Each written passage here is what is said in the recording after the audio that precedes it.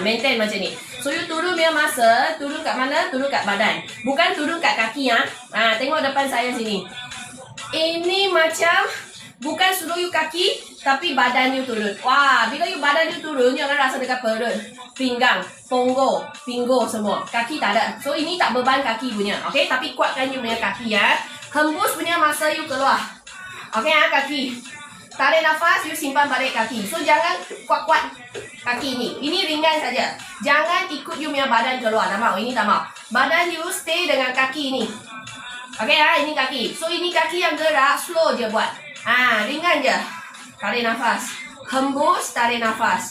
Hembus, tarik nafas. So jangan macam ni. Ini pun tak mau.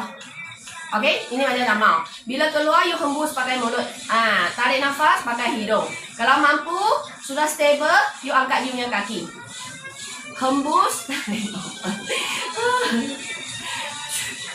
Okay, try tengok. Jangan pusing badan Badan stay depan. Kaki je angkat, hembus. Tarik nafas. Hembus. So ini kaki pastikan kuat lagi. Kalau ini kaki sudah sangat sakit sampai ini macam, oi, jangan, bangun. Then you jalan-jalan.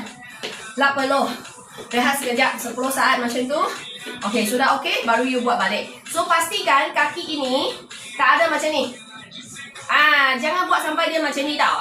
You jalan-jalan je. Banyak kali rehat tak ada masalah. Tengok ambil peluh. Ini panas sampai kepala. Okay, hembus. Tarik nafas. Hembus. Tarik nafas. Hembus. Tarik nafas. Hembus. Kalau tak boleh tinggi, angkat sikit pun okey. Penting you stable you punya badan. Kalau tak stable, you pegang sesuatu. Hembus. Tarik nafas. Push kat belakang.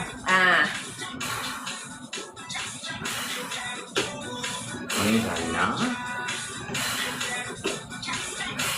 Tak boleh buat, jangan buat ikut kemampuan badan kawan-kawan. Tarik nafas. So ini kaki penting Sekarang kita actually gerak ini kaki kan, tapi tengah train ni kaki. Train ni kaki kasih you kuat. So you akan rasa ini kaki actually sangat sakit punya. Okay, 45 darjah. Badan tegak badan stable. Kaki you push kat belakang. 45 darjah. Kalau tak boleh, you sentuh lantai.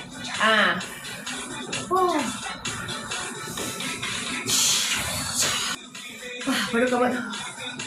Tahan perut, jangan tahan nafas. Pastikan perut ni, pinggang ni, kaki ni jangan macam ni. Sikit je. And then you keluar sudah. Jangan salah kaki Jangan ulang kaki yang sama Tadi pengsan. Okay, hembus. Okay, mari angkat sikit Hembus bila kita angkat kaki. Kalau tak boleh angkat, tak paksa. Macam ni je lah. Boleh. Ini macam pun sudah sangat bagus. Pun akan rasa ini kaki sangat sakit sudah. Dia perlu. Tarik nafas. Tarik nafas. Pastikan perut masih kemut ini penting. Jangan buat itu perut sudah buncit. Kaki perut ini kemut selalu. Pinggang you check dekat cermin. Ada tak masih tegak? Makin buat makin macam ni tak mau. You mau turun, you mau angkat pun satu badan turun, satu badan angkat punya. Satu badan turun, satu badan angkat. So you lagi turun, itu sini lagi sakit.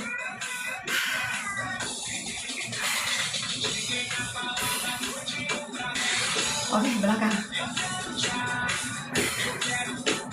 So sabar kawan-kawan. Mau sihat, mau kurus, janji you hari-hari konsisten usaha, tapi ikut kemampuan badan sudah akan bagus, sudah akan berlaku.